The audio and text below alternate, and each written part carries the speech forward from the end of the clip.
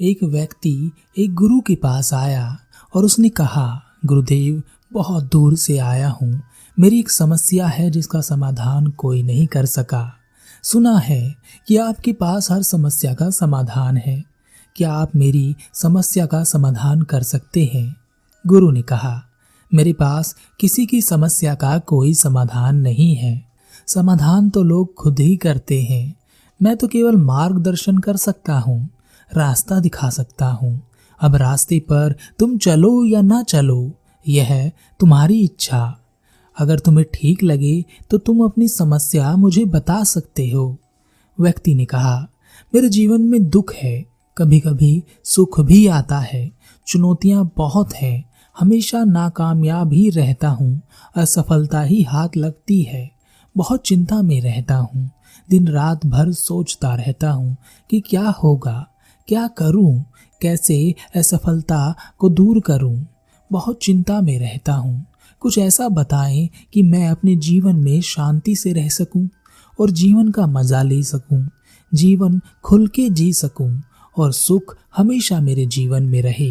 गुरु ने कहा, यह समस्या जो तुम बता रहे हो, इसके समाधान के लिए तुम क्या कर सकते हो? व्यक्ति ने कहा, गुरुदेव, आज तक जिसने जो भी बताया मैंने सब किया। मेरा गला देख लीजिए, धागों से भरा है। जिसने जो रीति रिवाज बताए मैंने सब किए, जितना दान बताया सब दिया। यह सब कुछ करके कुछ दिन के लिए तो सुख महसूस होता है, खुशी होती है, पर फिर से मैं वहीं फंस जाता हूँ। मुझे एक ऐसा उपाय चाहिए, एक ऐसा चमत्कार चाहिए कि मैं हमेशा अपने जीवन में खुश रहूं, कभी चिंता में ना रहूं। गुरु ने कहा, तुम ध्यान क्यों नहीं करते? ध्यान से जीवन में खुशियां आती हैं, समझ आती है, समझ खुशियां लाती है। व्यक्ति ने कहा, नहीं गुरुदेव, मैं अपना जीवन इस ध्यान वगैरह में बर्बाद नहीं करना चाहता। मुझे तो कुछ ऐसा दे दें जिससे मेरी चिंता, मेरे कष्ट, मेरे दुख समाप्त हो जाएं। गुरु ने कहा, तुम्हारी समस्या बड़ी विकट है, क्योंकि तुम कुछ करना नहीं चाहते और समाधान चाहते हो। व्यक्ति ने कहा, ऐसा नहीं है गुरुदेव, आप जो कहेंगे मैं सब करूंगा। जो रीति रिवाज कर्म कांड करने को आप कहेंगे वह सब मैं करने के लिए तैयार हूँ। जो और जिसको जितना दान देना है मुझे बताएं, आपकी जो सेवा करनी है वह बताएं, सब के लिए मैं तैयार हूँ।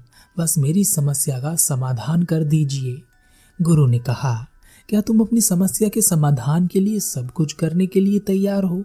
ऐसा तो नहीं होगा कि मैं तुम्हें कुछ कहूंगा या बताऊंगा तो तुम भाग जाओगे। व्यक्ति ने कहा, नहीं, आप बस बताएं कि क्या करना है, वह सब मैं कर लूंगा, लेकिन यह ध्यान वगैरह मुझसे नहीं होगा।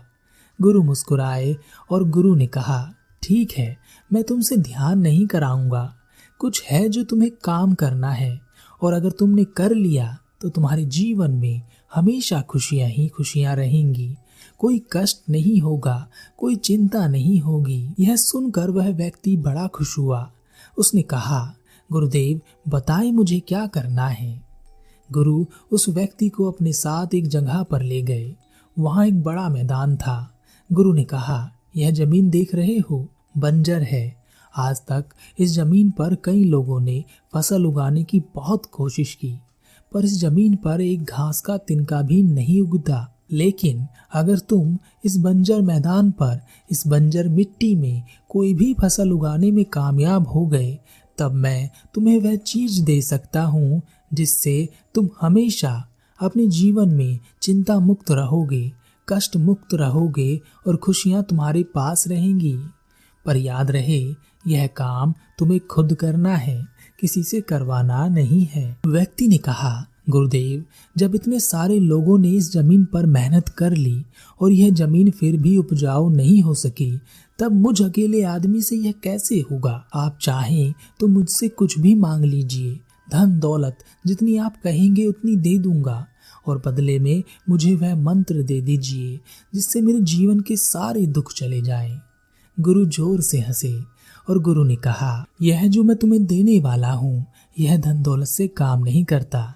जो मैंने तुमसे कहा है, अगर तुमने कर दिया तो यह काम करेगा, और इसके लिए कोई धन दौलत की जरूरत नहीं है। मुझे तुमसे कुछ नहीं चाहिए। यह जो काम तुम करोगे यह भी तुम अपने लिए ही करोगे। इसलिए अगर तुम अपनी समस्या का समाधान चाहते हो तो आज से ही मेहनत शुरू कर दो। वह व्यक्ति हर हाल में अपनी समस्या का समाधान चाहता था, तो उसने उस जमीन पर मेहनत शुरू कर दी, पर उसके सारे प्रयास असफल रहे। उस जमीन में घास का एक तिनका भी नहीं उग रहा था। 6 महीने बीत गए थे। वह हताश हो गया। वह वापस गुरु के पास गया और उसने कहा, गुरुदेव, जमीन का कुछ नहीं हो सकता।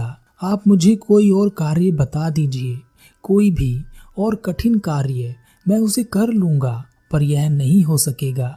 गुरु ने कहा, तुम बीच रास्ते में हार मान रहे हो।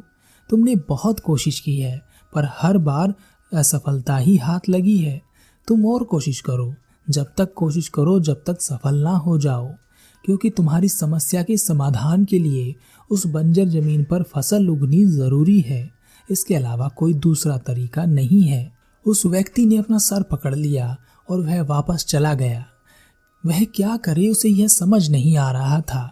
तब उसने निश्चय किया कि वह अपना नगर छोड़कर बाहर जाएगा और एक ऐसी जगह ढूंढेगा जहां पर जमीन में फसल उगना मुश्किल होता है, फिर भी वहां के लोग उस बंजर जमीन पर फसल उगा लेते हों। यह सोचकर वह घर से यात्रा पर निकल गया। उसने पूरे देश में भ्रमण किया। उसे एक ऐसी जगह मिली जहां पर एक किसान ने एक बंजर जमीन पर फसल उगाई थी और जमीन को बंजर से उपजाऊ बना दिया था। उस व्यक्ति ने उस किसान से उस बंजर जमीन को उपजाऊ बनाने के बारे में पूछा। उस किसान ने उस व्यक्ति से कहा, तुम्हारी किस्मत अच्छी है, अभी मैं एक बंजर जमीन को उपजाऊ बनाने वाला हूँ। इसमें लगभग 4 महीने का समय लगेगा, और अगर तुम जानना चाहते हो यह कैसे किया जाता है तो मैं चाहता हूँ कि तुम खुद अपने हाथों से उस बंजर जमीन को उपजाऊ बनाओ। वह व्यक्ति तैयार हो गया। किसान ने उसे बताया कि क्या क्या करना है। जैसा जैसा किसान ने बताया उस व्यक्ति ने बिल्कुल वैसा वैसा किया। 4 महीने बाद उस बंजर जमीन में फसल उगने लगी, बीज अंकुरित होने लगे। यह देखकर वह व्यक्ति बड़ा खुश हुआ। अब वह जान गया था कि बंजर जमीन को उपजाऊ कैसे बनाया जाता है। वह वापस अपने घर आ गया और उस बंजर जमीन में मेहनत करने लगा। 4 महीने बीत गए और उसकी उस जमीन पर कोई बीज अंकुरित नहीं हुआ। यह देखकर उसका मन बैठ गया। उसे लगा कि उसकी सारी मेहनत खराब हो गई और वह कभी अपने दुखों से, अपनी चिंता से, अपने कष्टों से बाहर नहीं आ सकेगा। निराश होकर वह अपने घर की ओर लौट रहा था। रास्ते में उसने गुरु को देखा। गुरु एक बड़ी चट्टान को खिसकाने की कोशिश कर रहे थे। वह व्यक्ति गुरु के पास पहुंचा और उसने कहा, गुरुदेव, आप यह क्या कर रहे हैं? गुरु ने कहा, यह चट्टान मेरे रास्ते में रोज आती है, मैं इसे अपने रास्ते से हटा देना चाहता हूँ। व्यक्ति ने कहा, गुरुदेव, आप अकेले तो ऐसा नहीं कर सकते, यह बहुत बड़ी है, आपको कई लोगों की मदद की जरूरत पड़ेगी। गुरु ने कहा, नहीं, मैं इसे अकेला ही यहाँ से हटा दूंगा। व्यक्ति ने कहा, पर गुरुदेव, आप ऐसा नहीं कर सकते, एक आदमी इसको नहीं हटा सकता। गुरु ने कहा, तो मुझे क्या करना चाहिए? व्यक्ति ने कहा, इस चट्टान को टुकड़ों में बांटना होगा। अगर आप इस चट्टान को काट सकें, इसके टुकड़े टुकड़े कर सकें, तो आसानी से आप इसे किधर भी सरका सकते हैं। गुरु ने कहा, तो फिर तुम पूरे मैदान पर मेहनत क्यों कर रहे हो? मैदान के एक छोटे से हिस्से पर मेहनत करो। अगर मैदान का एक छोटा सा हिस्सा उपजाऊ हो गया तो उसी तरह तुम पूरे मैदान को उपजाऊ बना सकते हो। इससे तुम्हारा समय और तुम्हारी मेहनत दोनों बचेंगे। उस व्यक्ति को गुरु की बात समझ आ गई और वह उस मैदान के एक बहुत छोटे से हिस्से पर प्रयोग करने लगा। उसने 1 महीने के अंदर ही बहुत सारे प्रयोग कर कर देख लिए, पर अभी भी उसे सफलता नहीं मिली थी। एक दिन वह बहुत ज्यादा निराश हो गया। रात का समय था। वह जोर से चिल्लाया और उसने कहा, सबके जीवन में दुख आते हैं, सबको कष्ट होता है, सबको खुशियां भी मिलती हैं, सबको सुख भी मिलता है, फिर मुझ अकेले के साथ ऐसा कैसे हो सकता है कि मुझे खुशियां ही खुशियां मिले, सुख मिले? मैं पागलपन कर रहा हूँ। यह सब करने की कोई जरूरत नहीं है। मैं धनवान हूँ, जो होगा देखा जाएगा। मैं जैसे जी रहा हूँ वैसे ही जी लूँगा। यह कहकर वह रात को ही अपने घर निकल गया और सुबह को गुरु के पास आने के लिए निकला, उन्हें यह बताने के लिए कि उसे कोई मंत्र वगैरह नहीं चाहिए। उसने अपना बहुत समय नष्ट कर लिया, अब वह और प्रयोग उस मैदान पर नहीं करेगा। वह गुरु के पास पहुंचा और उसने गुरु से कहा, गुरुदेव, मुझे कोई सुख या खुशी का मंत्र नहीं चाहिए, मेरे बस में उस बंजर जमीन को उपजाऊ बनाना नहीं है। गुरु ने कहा, अक्सर हम सफलता पाने के लिए हजारों लाखों कदम चलते हैं, पर जब सफलता हमसे बस एक कदम दूर होती है तब हमें लगने लगता है कि हमें कभी सफलता नहीं मिलेगी, हम हमेशा असफल ही रहेंगे और उस एक कदम की दूरी से हम वापस लौट जाते हैं। व्यक्ति ने कहा, पर गुरुदेव, मैंने हर कोशिश कर कर देख ली। गुरु उस व्यक्ति को उस मैदान में ले गए। वहां उस मैदान के एक छोटे से हिस्से में कुछ बीज अंकुरित हो गए थे जो हरे रंग के अलग ही दिखाई दे रहे थे। अंकुरित बीजों को देखकर उस व्यक्ति की आंखों में आंसू आ गए। वह अपने आप को रोक नहीं पाया और रो पड़ा। गुरु ने कहा, यही तुम्हारा मंत्र है। सभी लोग अपने दुखों से, अपने कष्टों से, अपनी चिंता से परेशान हैं, क्योंकि वह यह नहीं समझ पा रहे कि जिसे वह दुख, कष्ट और चिंता समझ रहे हैं, वास्तव में वह सारी चीजें आपको आपकी खुशी से मिलाने के लिए आप पर काम कर रही हैं। अगर तुम दूसरे किसी नगर जाकर उस किसान से मिलने का कष्ट नहीं करते तो क्या तुम इस खुशी को जो आज तुम्हें मिल रही है ले पाते? जो कष्ट तुमने सहा इस जमीन को उपजाऊ बनाने के लिए, उसका नतीजा है कि यह जमीन अब उपजाऊ है। लेकिन जिसे तुम कष्ट कह रहे हो, ध्यान से देखना, क्या वह कष्ट है? वह तो मार्ग है तुम्हें तुम्हारी सफलता तक पहुंचाने का। तो उससे दुखी मत हो। जब भी कष्ट मिले तो सोचना कि यह खुशी है, क्योंकि यही तुम्हें तुम्हारी खुशी तक पहुंचाने वाला है, यही तुम्हें तुम्हारी सफलता तक पहुंचाने वाला है। किसी मंजिल पर पहुंचना हो और उस मंजिल तक पहुंचने के लिए किसी मार्ग को तय करना हो तो अक्सर वह मार्ग हमें कष्ट दिखाई देता है, जबकि मंजिल सुख। लेकिन जरा सोचो, अगर मार्ग ही ना हो तो क्या तुम कभी अपनी मंजिल पर पहुंच सकोगे? इसलिए जिन्हें तुम कष्ट समझ रहे हो, दुख समझ रहे हो, उसका आनंद लो, क्योंकि वह तुम्हें बलवान बनाने के लिए आए हैं, इतना कि तुम अपनी सफलता को अपनी आंखों से देख सको।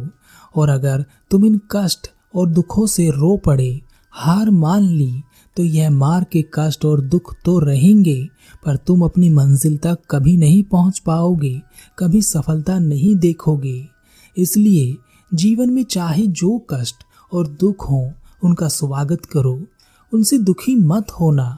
वह तुम्हें सुख देने के लिए आए हैं। एक योद्धा की तरह उनका सामना करो। वह सब तुम्हारे गुरु हैं, तुम्हें कुछ सिखाकर ही जाएंगे, इतना कि तुम सफलता को उठाने में सक्षम हो सको। गुरु की बात सुनकर उस व्यक्ति की समझ जैसे खुल गई और उसने गुरु का धन्यवाद किया। वह गुरु के चरणों में गिर गया। उसने कहा, गुरुदेव, बिना ध्यान किए, बिना कोई साधना किए मुझे मात्र आपके बताने से यह ज्ञान कैसे प्राप्त हो गया? गुरु ने कहा, इस बंजर मैदान पर तुम जो कुछ भी कर रहे थे वही तुम्हारी साधना थी और वही तुम्हारा ध्यान। इस साधना में, इस ध्यान में तुम कई बार भटके, पर तुमने आखिरकार अपने आप को संभाल लिया। ध्यान हमें संभलने की क्षमता देता है और तुम्हारे दुख और कष्ट भी तुम्हें यही क्षमता देते हैं। हमारे जीवन में कष्ट आते हैं, दुख आते हैं, तो हम उनसे अपना पीछा छुड़ाने की कोशिश करते रहते हैं। लेकिन क्या इस तरह यह कभी आपका पीछा छोड़ते हैं? लेकिन अगर आप इनका सामना करें, वह भी दुखी होकर नहीं, बल्कि यह समझकर कि यह हमें जीवन का एक वरदान देने आए हैं, बस हमें वह वरदान इनसे किसी तरह ले लेना है। डरना नहीं है, रुकना नहीं है, हर हाल में अपनी मंजिल तक पहुंचना है। मंजिल तो सुख है। इन कष्टों को, इन दुखों को दुख मत जानो, यह असली सुख है। जीवन का असली सुख इसी में है। अपने असली सुख को पहचानो, अपने असली गुरु को पहचानो।